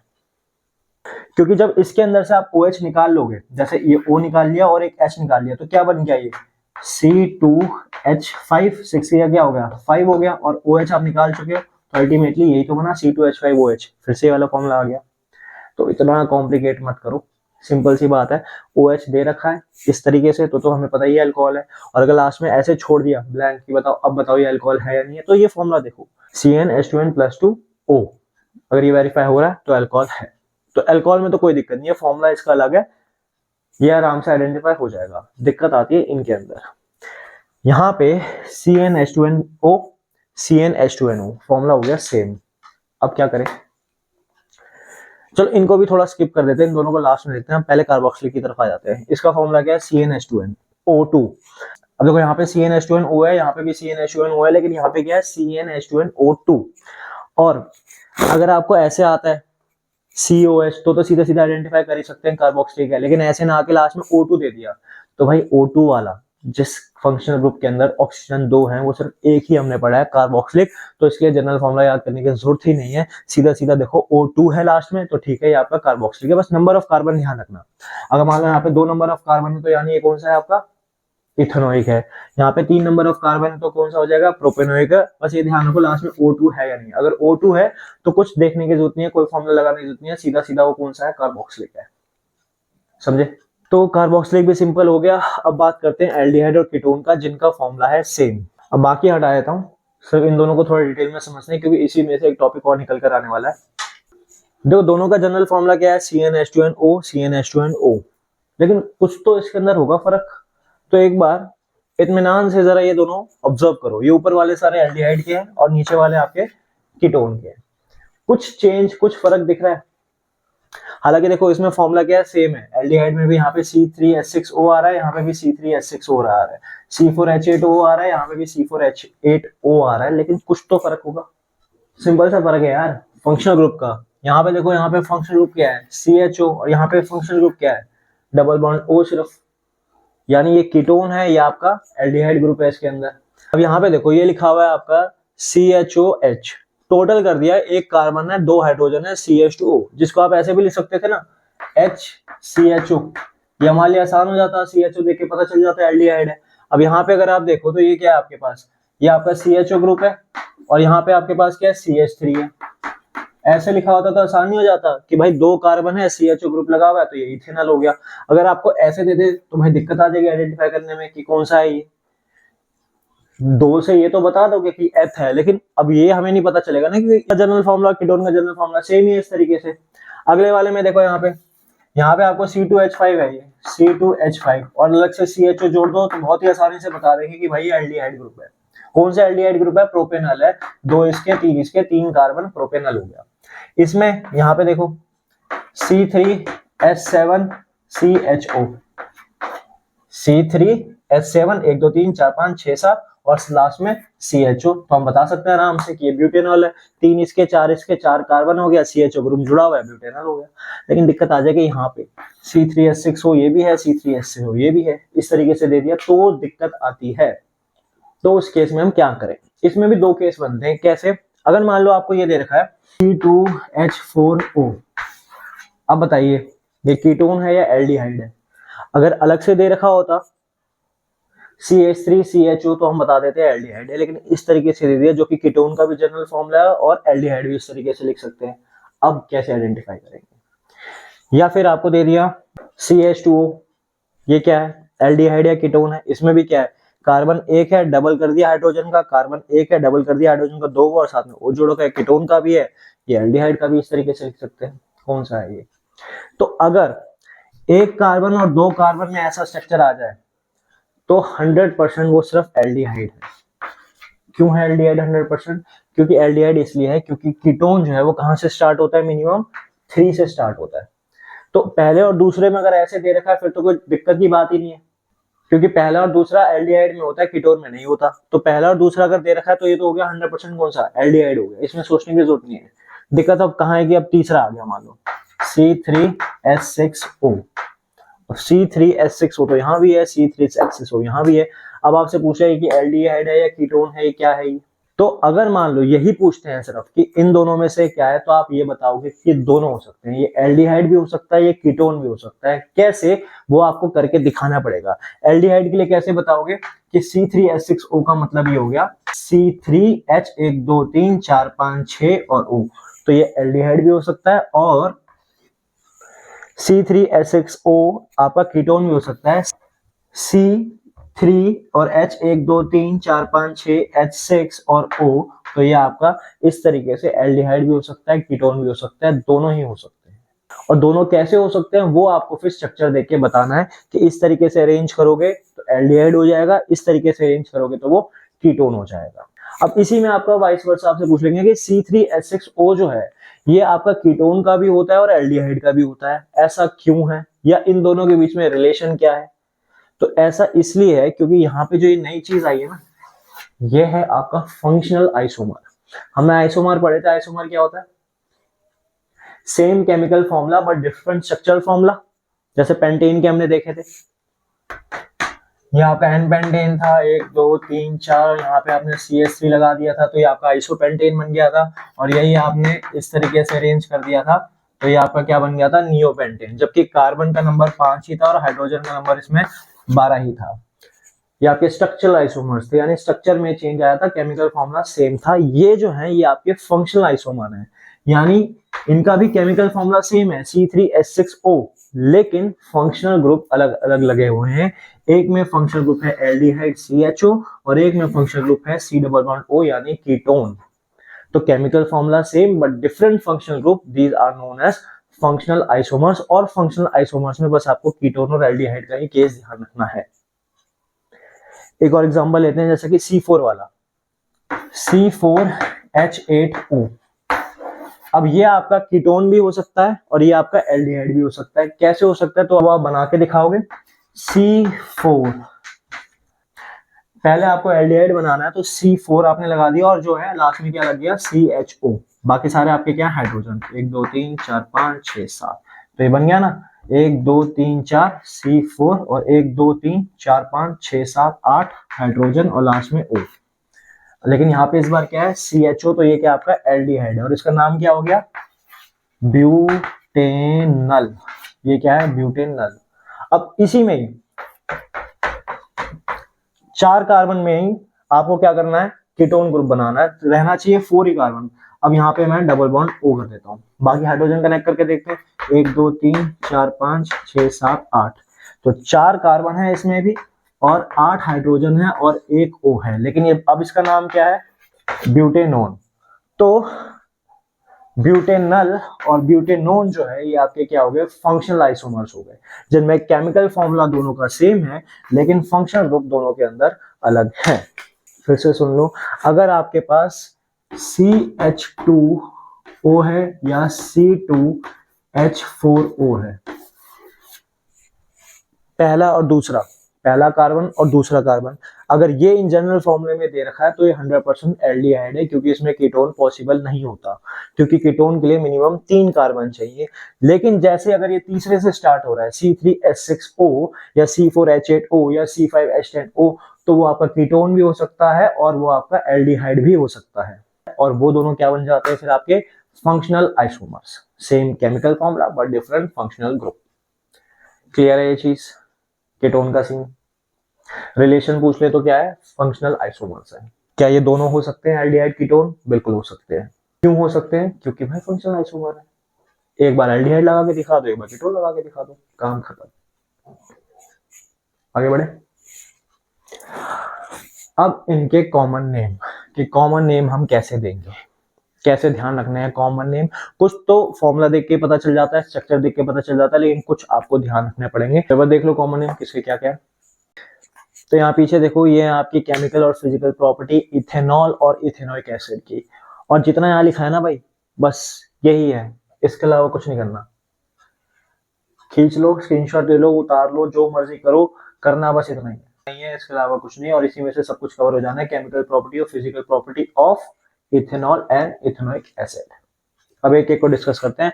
शुरुआत करते हैं इथेनॉल से। इथेनॉल दूसरा नाम क्या है इसका? इथाइल अल्कोहल, जो कि है कॉमन नेम। पहले इसकी फिजिकल प्रॉपर्टी देखते हैं। फिजिकल प्रॉपर्टी क्या क्या है? बॉइलिंग पॉइंट है 78 डिग्री सेल्सियस, ठीक है, सिंपल है।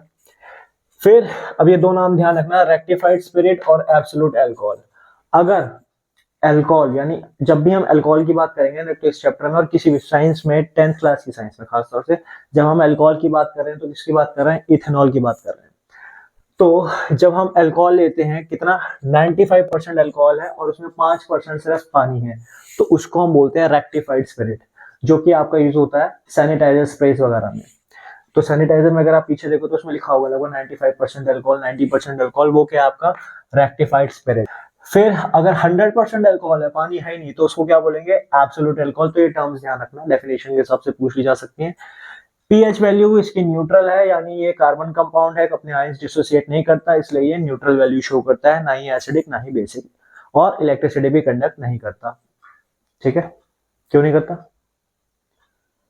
एसिड बेस सॉल्ट में पड़ा होगा, क्योंकि फ्री आयंस नहीं है, तो जब तक आयंस फ्री नहीं होंगे तो आयंस फ्लो नहीं कर पाएंगे, आयंस फ्लो नहीं कर पाएंगे तो इलेक्ट्रिसिटी कंडक्ट नहीं होगी, तो ये न्यूट्रल है। कहने का मतलब इसमें आयंस नहीं है। फिर एक ये टर्म ध्यान रखनी है इसमें, डीनेचर्ड अल्कोहल। ये क्या होता है, ये पूछ लेते हैं, डीनेचर्ड अल्कोहल क्या होता है और इसका पर्पस क्या है, क्यों करते हैं डीनेचर, यानी इसके नेचर को खराब कर देना। एक तो वैसी अल्कोहल बदनाम है और ऊपर से इसका नेचर और खराब कर देना, यानी डीनेचर कर देना। क्यों करते हैं? क्योंकि अल्कोहल जो है इंडस्ट्रियली बहुत जगह यूज की जाती है, आपके कॉस्मेटिक्स में, मेडिसिन बनाने में और पेंट वगैरह बनाने में, और भी काफी ज्यादा इंडस्ट्रीज हैं जहाँ पे अल्कोहल का यूज किया जाता है। क्योंकि इसकी प्रोडक्शन ज्यादा होती है इंडस्ट्रियली और उसकी ब्लैक मार्केटिंग ना हो, क्योंकि अगर इंडस्ट्री में जा रहा है, प्रोडक्शन ज्यादा है, तो कुछ लोग क्या करेंगे, उसको निकाल लेंगे और बेचेंगे, ब्लैक मार्केटिंग होगी। तो वो ब्लैक मार्केटिंग ना हो, लोग ना पिए उस चीज को, तो उसके लिए क्या किया जाता है, उसके अंदर या तो कॉपर सल्फेट ऐड कर दिया जाता है, पायरिडीन ऐड कर दिया जाता है, मिथेनॉल। इन तीनों में से कुछ भी ऐड करने से जो आपका इथेनॉल है वो आपका पॉइजनस हो जाता है। और कॉपर सल्फेट जब ऐड करते हो तो खास तौर से उसमें हल्का सा ब्लू कलर आ जाता है, तो पता चल जाता है कि ये आपका पॉइजनस है। क्या क्या? Copper sulphate, pyridine, methanol. जब इन तीनों में से किसी को जब हम इथेनॉल यानी अल्कोहल में ऐड करते हैं तो उसका जो नेचर है, यानी जो उसका एक्चुअल कैरेक्टर है, वो खराब होकर क्या बन जाता है, पॉइजनस हो जाता है। और वो अगर किसी ने पी लिया तो वो निकल लिया। क्योंकि सबसे पहले तो क्या होता है कि मान लो कम अमाउंट में कंज्यूम करोगे तो आपकी ऑप्टिक नर्व डैमेज हो जाएगी, यानी दिखना थोड़ा बंद हो जाएगा। और अगर ज्यादा ही कंज्यूम कर लिया कि चलो भाई मिली है तो पी लेते हैं, क्या फर्क है, देखा जाएगा, तो फिर देखा ही जाएगा और लोगों के द्वारा आपकी तस्वीर टंगी हुई। तो इसलिए वो नहीं पीनी डीनेचर्ड अल्कोहल, क्योंकि वो पॉइजनस होता है। करना है तो ढंग का करो, क्यों ब्लैक मार्केट वाला लेना, क्या पता क्या मिक्स हो उसके अंदर। तो डीनेचर्ड अल्कोहल क्लियर है क्या आपका, यानी ये आपकी फिजिकल प्रॉपर्टी होगी, boiling point, rectified speed, absolute neutral होता है, यानी पीएच में कोई कलर चेंज नहीं देगा। और डीनेचर्ड का मतलब समझ गए, पायरिडीन, कॉपर सल्फेट या मिथेनॉल में से कुछ भी अगर उसके अंदर मिक्स है जिसकी वजह से वो पॉइजनस हो गया है, तो वो क्या हो गया है, डीनेचर्ड हो गया है, अनफिट टू ड्रिंक। अब ये है इसकी केमिकल प्रॉपर्टी। केमिकल प्रॉपर्टी इसके अंदर सिर्फ 5 है, कंबशन, ऑक्सीडेशन, सोडियम के साथ डिहाइड्रेशन और एस्टर। और एस्टर देखो, एस्टर इसके अंदर भी बनाना है, एस्टर हमें इथेनोइक में बताना है। एस्टर अभी बस एक रिएक्शन देके समझा दूंगा मैं, लेकिन एस्टर पूरा डिटेल में करेंगे नेक्स्ट क्लास में, जब हाइड्रोकार्बन की केमिकल प्रॉपर्टी देखेंगे और सोप की फॉर्मेशन देखेंगे। तो एस्टर, क्योंकि एस्ट्रिफिकेशन करेंगे, एस्ट्रिफिकेशन में सेपोनिफिकेशन आएगा और सेपोनिफिकेशन के बाद ही आपका सोप और डिटर्जेंट बनेंगे। तो ये सीक्वेंस में करेंगे, अगली क्लास में डिटेल में। फिलहाल अभी सिर्फ केमिकल प्रॉपर्टी के तौर पे देख लो। तो कंबशन, कंबशन मतलब किसी चीज का जलना, और कोई चीज कब जलती है, ऑक्सीजन की प्रेजेंस में। तो ऑक्सीजन चाहिए उसको जलाने के लिए, तो आपके पास C2H5 ऑक्सीजन की प्रेजेंस में आपने उसको बर्न किया तो आपको क्या मिलेगा, CO2, H2O, हीट और लाइट। और ये चीज ध्यान रखना, कोई भी हाइड्रोकार्बन को बर्न करो, कोई भी का मतलब कोई भी हाइड्रोकार्बन को जब हम बर्न करते हैं तो 4 चीजें हैं फिक्स मिलती हैं, carbon dioxide, water vapour, heat और लाइट। यहाँ इथेनॉल की जगह एसिटिक एसिड हो, कीटोन हो, एल्डिहाइड हो, कुछ भी हो, अगर उसकी कंबशन रिएक्शन करोगे तो आपको फिक्स चीजें मिलेंगी। फर्क किस में आएगा, फर्क आएगा इनकी बैलेंसिंग में। तो बैलेंसिंग अपने आप संभाल लेना, प्रोडक्ट आपको ये चारों चीजें फिक्स मिलनी है, कार्बन डाइऑक्साइड, वाटर, हीट और लाइट। तो कंबशन रिएक्शन हो गई, क्लियर है, पहला सिंपल था। दूसरा ऑक्सीडेशन। अब ऑक्सीडेशन में ये आपको ध्यान रखना है कि आप यहाँ पे देखो एरो के ऊपर जो ऊपर नीचे लिखा होता है ना, वो कैटलिस्ट होता है। कैटलिस्ट क्या होता है, कैटलिस्ट ऐसे सब्सटेंस होते हैं जो रेट ऑफ रिएक्शन को इंक्रीज कर देते हैं, यानी उनके प्रोडक्ट पे कोई इफेक्ट नहीं आता, लेकिन उसकी वजह से रेट ऑफ रिएक्शन क्या होता है, आपका इंक्रीज हो जाता है। और यहाँ पे आपका एज अ कैटलिस्ट क्या लिया जाता है, आपका अल्कलीन KMnO4। KMnO4 मतलब पोटेशियम परमैग्नेट, या फिर एसिडिक K2Cr2O7 पोटेशियम डाइक्रोमेट। या तो अल्कलीन KMnO4 या फिर एसिडिक पोटेशियम डाइक्रोमेट, इन दोनों में से कोई एक। आपने अल्कोहल लिया, उसमें आपने अल्कलीन KMnO4 डाल दिया, अब होगा क्या, क्योंकि अल्कलीन KMnO4 या फिर एसिडिक डाइक्रोमेट एक स्ट्रॉन्ग ऑक्सीडाइजिंग एजेंट है। ऑक्सीडाइजिंग एजेंट कौन होते हैं? जो अपनी ऑक्सीजन दे देते हैं। तो जैसे ही ये अल्कोहल के साथ मिलेंगे फटाफट से अपनी ऑक्सीजन रिलीज करना स्टार्ट कर देंगे और ऑक्सीजन किस फॉर्म में निकलेगी? इस फॉर्म में। इसका क्या मतलब है? ऑक्सीजन को कैद कर लिया। यहाँ पे O के आगे जब ऐसे ब्रैकेट होता है, स्क्वायर ब्रैकेट, इसका मतलब होता है ये है नेसेंट ऑक्सीजन। और नेसेंट ऑक्सीजन बहुत ही ज्यादा रिएक्टिव होती है। जैसे रिलीज होती है इसको चाहिए कि बस फटाफट किसके साथ रिएक्ट कर जाए। तो जैसी नेसेंट ऑक्सीजन निकली इसने इथेनॉल के साथ रिएक्ट किया और क्या बना लिया? CH3COOH, यानी इथेनॉल से बना एसिटिक एसिड। इसलिए ये रिएक्शन हो जाती है बहुत ज्यादा इंपॉर्टेंट। इथेनॉल था, आपने अल्कलीन के MnO4 डाला जो कि एक्ट करेगा एज अ ऑक्सीडाइजिंग एजेंट और वो नेसेंट ऑक्सीजन रिलीज करेगा और फटाफट से क्या बन जाएगा? CH3COH acetic acid. अगर यहाँ पे ब्यूटेनॉल होता तो ब्यूटेनोइक एसिड हो जाता, पेंटेनॉल होता तो पेंटेनोइक एसिड हो जाता, मिथेनॉल होता तो मिथेनोइक एसिड हो जाता और साथ में क्या रिलीज होगा आपका? वाटर। ऑक्सीडेशन रिएक्शन से क्वेश्चन आ जाता है कि इसके अंदर जो आप यूज करते हो अल्कलीन के MnO4, इसका क्या पर्पस है? या फिर एसिडिफाइड K2Cr2O7 पोटेशियम डाइक्रोमेट, इसका क्या पर्पस है? तो सीधा सीधा क्या पर्पस है? Act as an oxidising agent, यानी ये अपनी ऑक्सीजन को देते हैं सामने वाले को ऑक्सीडाइज करने के लिए और वो किसमें चेंज हो जाता है? एसिटिक एसिड के अंदर, यानी एक कार्बोक्सिलिक के अंदर। क्लियर है? ठीक है, दूसरी भी हो गई चेक। तीसरी पे आते हैं सोडियम। अब आपके पास इथेनॉल है टेस्ट ट्यूब में, आपने उसके अंदर सोडियम डाल दिया। अब सोडियम डालते ही क्या होगा? हिसिंग साउंड आने स्टार्ट हो जाएगी। और हिसिंग साउंड किस में से आती है? सिर्फ और सिर्फ हाइड्रोजन गैस में से। तो यानी हाइड्रोजन गैस आपकी रिलीज हो गई और अंदर जो सॉल्यूशन बन के तैयार हुआ वो है आपका ये, इसको बोलते हैं sodium ethoxide. Sodium ethoxide C2H5ONA आपका सोडियम इथॉक्साइड बन गया और साथ में आपको हाइड्रोजन गैस आई। और हमें कैसे पता हाइड्रोजन गैस आई? क्योंकि जिंग साउंड आने लग जाएगी, हिसिंग साउंड। देन फोर्थ आपका है डिहाइड्रेशन। डिहाइड्रेशन रिएक्शन नाम से क्लियर है, यानी इसमें पानी का मॉलिक्यूल क्या है? रिमूव हो रहा है। तो आप यहां देखो इथेनॉल है C2H5OH, इसमें से आप H2O को हटा दो, C2H5OH माइनस H2O, क्या मिलेगा आपको? C2H4। कैसे? देखो यार, C2H5OH है, इसका मतलब कार्बन तो 2 ही हैं और हाइड्रोजन कितने हमारे पास? 6 हैं और एक O है। अगर मुझे डिहाइड्रेट करना है यानी पानी का मॉलिक्यूल इसमें से रिमूव करना है, H2O को हम माइनस कर देते हैं। माइनस कितना? 2 हाइड्रोजन और एक ऑक्सीजन। तो एक ऑक्सीजन अगर मैं हटा देता हूँ, ठीक है, तो बन गया C2H6 और 2 हाइड्रोजन भी मैं हटा देता हूँ तो ये क्या बन गया? C2H4। और C2H4 क्या होता है? C2H4 क्या होता है हमारा? किसका फॉर्मूला है? कार्बन जितने हैं उसको सीधा सीधा डबल करना है, ना 2 प्लस करना है ना 2 माइनस करना है, यानी ये इथीन बन गया है। क्या बन गया ये आपका? Ethene, unsaturated hydrocarbon. यानी किसी अल्कोहल में से जब आप वाटर मॉलिक्यूल रिमूव कर देते हो तो क्या बन जाता है? Unsaturated hydrocarbon. और इथेनॉल के केस में क्या बन गया? वो इथीन बन गया क्योंकि वाटर मॉलिक्यूल रिमूव हो गया। अब यहाँ पे भी कैटेलिस्ट क्या है ध्यान रखना, कॉन्क H2SO4 यानी कंसंट्रेटेड H2SO4 लिया है, यानी आप टेस्ट ट्यूब में इथेनॉल लोगे, उसके अंदर कॉन्क H2SO4 डालोगे और 170 डिग्री तक यानी थोड़ा ज्यादा उसको हीट करोगे, तब जाके उसमें से वाटर का मॉलिक्यूल रिमूव हो जाएगा। वाटर रिमूव हो जाएगा और आपको क्या मिलेगा? इथेन। ये हो गया डिहाइड्रेशन रिएक्शन। तो 4 प्रॉपर्टी होगी, कंबशन, ऑक्सीडेशन सोडियम के साथ और डिहाइड्रेशन, और फिर लास्ट से आपकी एस्टर यानी एस्टरिफिकेशन, वो इसी के साथ कवर कर लेंगे। तो अल्कोहल में बस आपका इतना ही है, बस सही में इतना ही, इसके अलावा कुछ नहीं, ना इससे कम ना इससे ज्यादा करना है।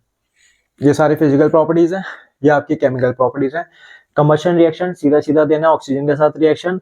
इसके अंदर ऑक्सीडेशन में आपने क्या किया है? अल्कलीन के साथ आपने रिएक्ट किया है या एसिडिफाइड के साथ रिएक्ट किया है। सोडियम में सोडियम मेटल आपने डाल दिया तो सोडियम इथॉक्साइड एक नया कंपाउंड आया, ये ध्यान रखना नाम इसका। और डिहाइड्रेशन में कॉन्क H2SO4 डालने के बाद हीट किया है और वो आपका इथीन बन गया है और वाटर मॉलिक्यूल आपका सेपरेट हो गया है। क्लियर है? इसकी प्रोडक्शन से ज्यादा क्वेश्चन नहीं आते कि भाई अल्कोहल बनता कैसे है, वो हमें जान के कुछ नहीं करना। ना हमें वहां अल्कोहल बनाना है, ना वहां पीना है, ना मोलासिस की फर्मेंटेशन कैसे होती है ये बताओ। सिर्फ मोलासिस से बनता है किसी, हमें नहीं करना इतनी पंचायत कि किससे बन रहा है किससे नहीं बन रहा है, किस तरीके का बन रहा है कितने तरीके का है। ऊपर ऊपर की नॉलेज सब है आपके पास और वो पेपर में नहीं देनी, ठीक है ना। तो टॉपिक के हिसाब से जो आपको बुक्स में दे रखा है कि इथेनॉल आपका कैसे प्रिपेयर किया जाता है मोलासिस से। मोलासिस क्या होता है? कुछ नहीं होता, आपने गन्ने का जूस लिया बहुत सारा, एक पतीला ले लो गन्ने का जूस का और आप उसको गर्म करना स्टार्ट कर दो। गर्म करते रहो करते रहो करते रहो, वो थिक थिक थिक होता जाएगा। लाइट कैसे ग्रीन से कलर का होता है, धीरे धीरे ब्राउन में चेंज होना शुरू हो जाएगा। ब्राउन ब्राउन ब्राउन होता है, डार्क ब्राउन हो जाएगा, फिर क्रिस्टलाइज होना स्टार्ट हो जाएगा, बहुत थिक होना स्टार्ट हो जाएगा। उसको थोड़ी देर के लिए हल्का सा भी रखोगे एकदम से थिक हो जाएगा, यानी वो शुगर में चेंज हो चुका है, पूरी तरह से क्रिस्टलाइज हो चुका है। उसके अंदर आपने थोड़ा और पानी मिलाया, फिर उसको और गर्म किया और गर्म किया, अब वो ब्राउन से ब्लैक होना स्टार्ट हो जाएगा और डार्क डार्क डार्क होना स्टार्ट हो जाएगा। तो वो क्या तैयार हो गया आपका, मोलासेस। फिर वो जो आपके पास थिक काला लिक्विड आया है गन्ने के जूस से, उसको हम कराएंगे फर्मेंटेशन। फर्मेंटेशन का मतलब क्या है, सीधा सीधा उसको सड़ाएंगे। कैसे, उसमें यीस्ट डाल के, क्योंकि यीस्ट जैसे उसके अंदर जाएगा वो क्या है, शुगर, यानी उसके अंदर ग्लूकोज है, वो उसमें रिप्रोड्यूस करना स्टार्ट करेगा, बढ़ना स्टार्ट करेगा। धीरे धीरे वो सारा ग्लूकोज को कंज्यूम करेगा, रेस्पिरेशन करेगा, और जब रेस्पिरेशन करता है यीस्ट, तो लाइफ प्रोसेस में पड़ा है कि क्या रिलीज होता है आपका, एटीपी, CO2 और इथेनॉल। तो आपका इथेनॉल बनना स्टार्ट होगा, यानी शुगर केन सिरप को बहुत ज्यादा हीट हीट हीट करने के बाद तैयार हुआ आपका मोलासिस, और मोलासिस में आपने डाली यीस्ट, जिसकी आपने की फर्मेंटेशन, यानी उसको आपने सड़ाया अच्छे से, फिर जाके आपका तैयार हुआ क्या, इथेनॉल। और सारे अल्कोहल इस तरीके से तैयार नहीं होते, हम जनरल इथेनॉल की बात कर रहे हैं जो इंडस्ट्रियल पर्पज से आपका यूज किया जाता है। ठीक है, ये भी क्लियर है इसकी प्रोडक्शन। हालांकि प्रोडक्शन से कोई क्वेश्चन नहीं आने का, कुछ नहीं याद रखना है इसमें, जो याद रखना है इथेनॉल का वो बस इतना ही है, इसके अलावा कुछ नहीं। डीनेचर्ड किस वजह से होता है, जब उसमें हम कॉपर सल्फेट, मिथेनॉल या पायरिडिन डाल देते हैं, जिसकी वजह से वो पॉइजनस हो जाता है, अनफिट टू ड्रिंक। और अगर किसी अल्कोहल के अंदर ब्लू कलर आ रहा है, इट मींस क्या है, उसमें कॉपर सल्फेट मिला हुआ है, जिसकी वजह से उसमें ब्लू कलर आता है, यानी वो ऑलरेडी डीनेचर्ड है। समझे बात को। अब बात करते हैं इथेनोइक एसिड की। Ethanoic acid also known as acetic acid, तो ए यहाँ पे लिखा हुआ है। अब इसके फिजिकल प्रॉपर्टी, कलरलेस होता है, ये सार टेस्ट होता है, खट्टा इसका टेस्ट होता है। ग्लेशियल एसिटिक एसिड बोलते हैं इसको, कब बोलते हैं, जब ये फ्रीज होना स्टार्ट हो जाता है। तो जब ये फ्रीज हो जाता है, इसकी जो अपीयरेंस होती है ग्लेशियर की तरह होती है। जैसे ग्लेशियर बिल्कुल व्हाइट कलर का होता है, सेम ऐसे ये व्हाइट कलर का अपीयर होता है, इसलिए इसका नाम क्या है, ग्लेशियल एसिटिक एसिड, जब ये फ्रीज हो जाता है। बॉइलिंग पॉइंट नहीं लिखा है इसमें, तो बॉइलिंग पॉइंट ध्यान रखो इसका, 118 डिग्री सेल्सियस इसका बॉइलिंग पॉइंट है। और विनेगर बनता है इससे कब, जब आपने 5 से 10% एसिटिक एसिड डाला, बाकी सारा उसमें पानी या कुछ और चीजें डाल दी फ्रूट वगैरह फ्लेवर के लिए, तो आपका क्या बन गया, तैयार हो गया विनेगर। यानी मेन बात क्या है, 5 से 10% एसिटिक एसिड, बाकी सारा लगभग वाटर, तो विनेगर आपका बन जाएगा। क्योंकि ये एसिड है तो लिटमस को ब्लू से रेड में चेंज करेगा, और पीएच वैल्यू इसकी रहती है 4 के आसपास, और कलर आता है इसका ऑरेंज। तो ये सारी इसकी फिजिकल प्रॉपर्टीज हो गई, बस काम खत्म। और इथेनॉल की केमिकल प्रॉपर्टी बहुत कम है। जैसे कि पहली केमिकल प्रॉपर्टी क्या है, कार्बोनेट या बाइकार्बोनेट के साथ रिएक्शन देना। कार्बोनेट क्या होते हैं, CO3, और बाइकार्बोनेट क्या होते हैं, HCO3, जिसको हाइड्रोजन कार्बोनेट भी बोलते हैं। तो अगर आपके पास एसिटिक एसिड है CH3COH, इथेनॉइक एसिड यानी एसिटिक एसिड, आपने इसको रिएक्ट कराया सोडियम कार्बोनेट के साथ या फिर सोडियम बाइकार्बोनेट के साथ, तो अगर ऑब्जर्वेशन देखो दोनों में सेम आ रहा है। सोडियम एसीटेट आपको मिल रहा है CH3CONA, और इसमें भी मिल रहा है sodium acetate, carbon dioxide, water और वाटर, सब चीजें सेम है। तो फर्क किस चीज में, कहोगे कि सर एक कार्बोनेट एक बाइकार्बोनेट, ठीक है ये दोनों है, लेकिन प्रोडक्ट सेम आ रहा है, तो फर्क किस चीज में आएगा, बैलेंसिंग में। एसिडिक एसिड चाहे कार्बोनेट के साथ करे चाहे बाइकार्बोनेट के साथ करे, आपको क्या मिलेगा, सोडियम एसिटेट, कार्बन डाइऑक्साइड और वाटर। और इसे सोडियम कार्बोनेट और बाइकार्बोनेट ही ध्यान रखना है, इसके अलावा कुछ नहीं। लेने को और भी कार्बोनेट ले सकते हो, लेकिन क्यों इतना पेचीदा बनाना। NaNA जो आपके ऑफिशियली दे रखी है, बस वो ध्यान रखो, सोडियम कार्बोनेट, सोडियम बाइकार्बोनेट, क्या मिलेगा, सोडियम एसीटेट। क्लियर है, कार्बोनेट बाइकार्बोनेट के साथ।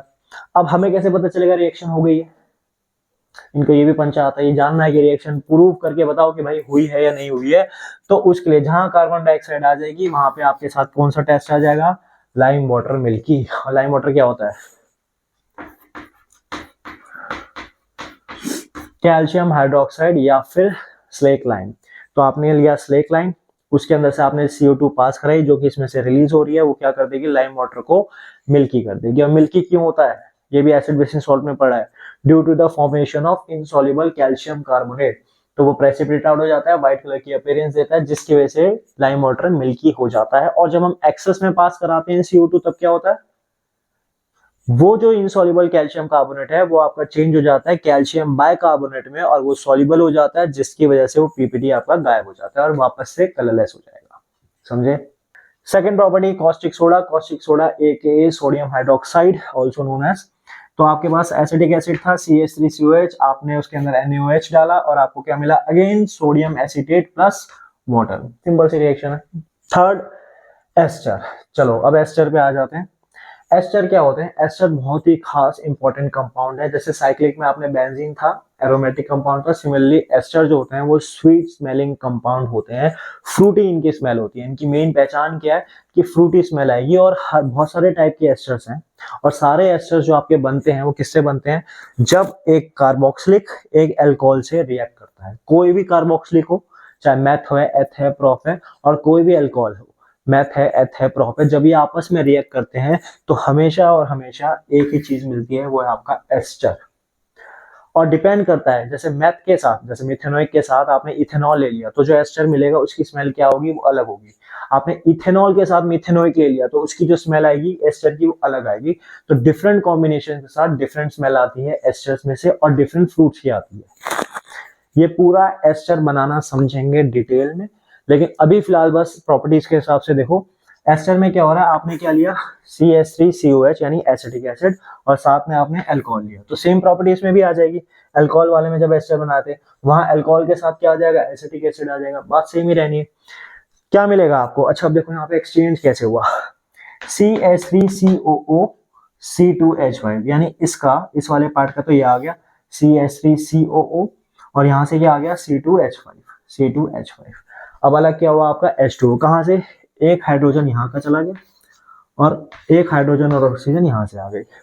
तो HHO मैंने इसलिए अलग से लिखा है ताकि आप देख सको।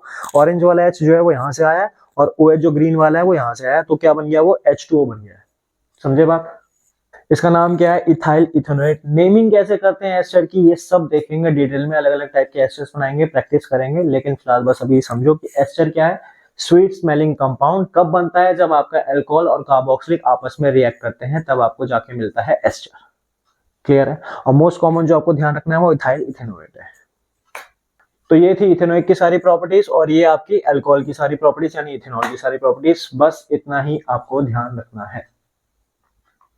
अब इसी के अंदर और चीज जो है वो है आपका टेस्ट। आपसे बोलेंगे कि भाई टेस्ट बताओ अल्कोहल के, कि हमें कैसे पता चलेगा टेस्ट ट्यूब में अल्कोहल है या कार्बोक्सिलिक है। तो अल्कोहल के जो टेस्ट आपको ध्यान रखने हैं वो है एक आपका ऑक्सीडेशन वाला, एक है आपका सोडियम वाला, और एक है आपका एस्टर वाला।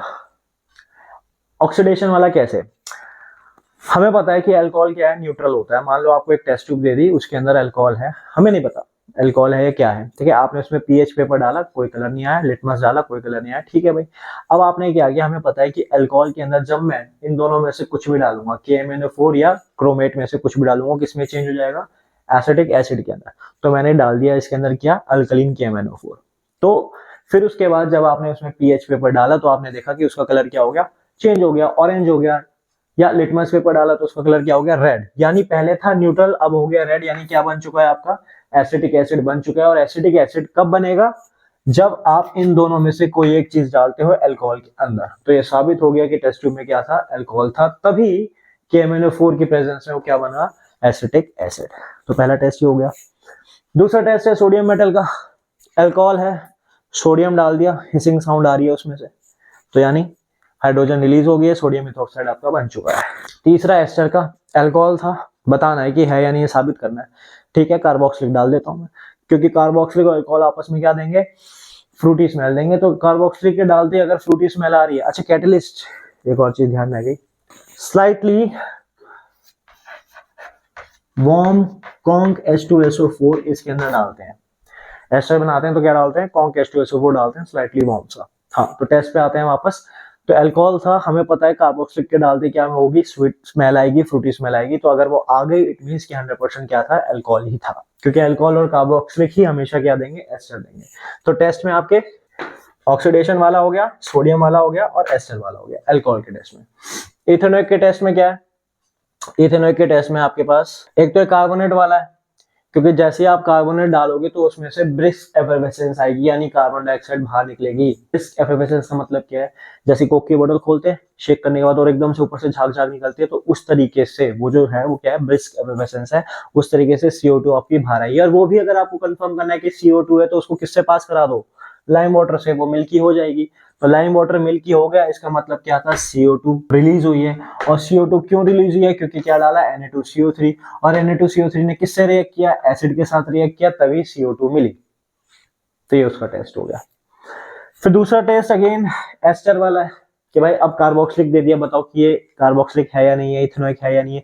तो ठीक है, अब अल्कोहल डाल देते हैं। दोनों के मिक्सचर्स, दोनों को मिक्स करने से एस्टर ही मिलना है। पहले अल्कोहल में कार्बोक्सिलिक डाला था, अब कार्बोक्सिलिक के अंदर आपने अल्कोहल डाल दिया। तो अगर स्वीट स्मेल आ रही है तो इसका मतलब क्या है, एस्टर बन गया। और एस्टर बनेगा कब, जब कार्बोक्सिलिक के अंदर अल्कोहल मिलेगा। इट मींस कि टेस्ट ट्यूब में क्या था, कार्बोक्सिलिक एसिड था, यानी इथेनोइक एसिड था। समझे बात। अच्छा, एक टेस्ट और भी है, क्योंकि एसिड है तो लिटमस पेपर में ब्लू को रेड कर देगा, सिंपल सिंपल सा। इसमें भी 3 टेस्ट हो गए आपके, एक लिटमस पेपर वाला, एक कार्बोनेट वाला और एक एस्टर वाला। इसमें भी 3 टेस्ट हो गए आपके पास, एक ऑक्सीडेशन वाला, सोडियम वाला और एक एस्टर वाला। तो इसमें से क्वेश्चंस आ जाते हैं कि टेस्ट बताओ इनके। तो अब फाइनली खत्म होता है आपका पूरा फंक्शनल ग्रुप का टॉपिक, जिसके अंदर हमें 2 चीजें जो थी, इथेनॉल और इथेनोइक एसिड को हमने डिटेल में देखा, उसकी फिजिकल और केमिकल प्रॉपर्टीज। और मैं फिर से बोल रहा हूँ, जितना यहाँ दे रखा है उतना अच्छे से कर लेना, समझ के कर लो, रट के कर लो, तुम्हारी मर्जी है, लेकिन कर लेना। क्वेश्चंस बनते हैं इसी में से ही, क्योंकि इसे रिवाइज करने से काम नहीं चलेगा। आता है, पहले पढ़ रखा है, अच्छी बात है, तो रिवाइज करो, लेकिन नहीं आता तो भाई साथ के साथ लर्न करते चलो। लर्न करते चलोगे, छोटे छोटे टॉपिक हैं, फटाफट से हो जाएंगे। और इन रिएक्शंस को एक बार याद करके खुद से लिख कर देखना, क्योंकि जब तक अपने हाथ से लिख कर नहीं देखोगे, खुद से प्रैक्टिस नहीं करोगे, रिएक्शन देखने से याद नहीं होंगी। देखने से समझ आ जाएंगे, आपको पता चल रहा है कि ये इससे रिएक्ट करके ये बन गया, लेकिन जब एक्चुअल में लिखने बैठोगे तो दिक्कत आएगी, रिएक्ट नहीं कर पाओगे, बता नहीं पाओगे प्रोडक्ट क्या बनेगा। तो पूरी रिएक्शन देखना। और रिएक्शन में जो खास चीजें हैं वो है आपके कैटलिस्ट, जैसे कि यहाँ क्या कैटलिस्ट था आपका, यहाँ क्या कैटलिस्ट था आपका, यहाँ पे क्या कैटलिस्ट था। कैटलिस्ट आपको ध्यान रखने हैं सारी रिएक्शंस के अंदर, ठीक है, क्योंकि XYZ वाले जब क्वेश्चंस आते हैं तो कैटलिस्ट से ही पहचान होती है कि एक्चुअल में रिएक्शन क्या हो रहा है।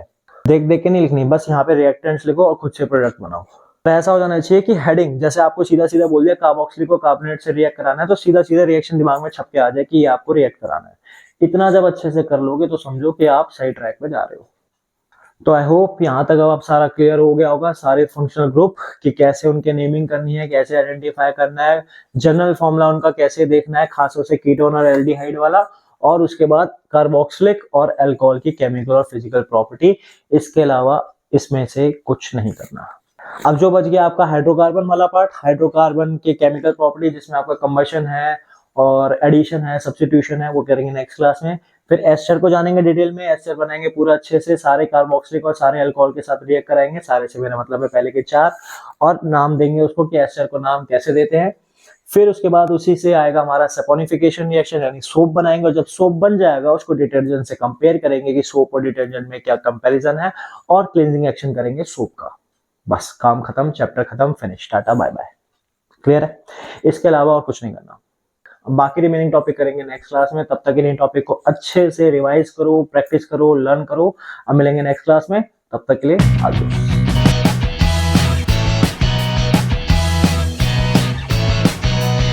90s के टाइम में एक शो आता था सुपर हीरो का, इंडिया का अपना सुपर हीरो था वो।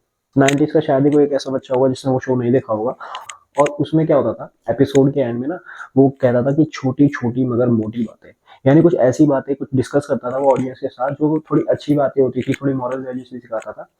तो ऐसी जो बातें होती है मेरे लेक्चर की स्टार्टिंग में हो जाती है, तो उन बातों पे थोड़ा गौर किया करो, उसको यूं ही मत जाया करो। जैसे बताता हूँ, जिस तरीके से बताता हूँ, उस तरीके से थोड़ा पढ़ोगे, थोड़ा सुनोगे, उसके अकॉर्डिंग करके चलोगे तो कोई दिक्कत नहीं होगी, सब चीजें स्मूथली होती जाएगी।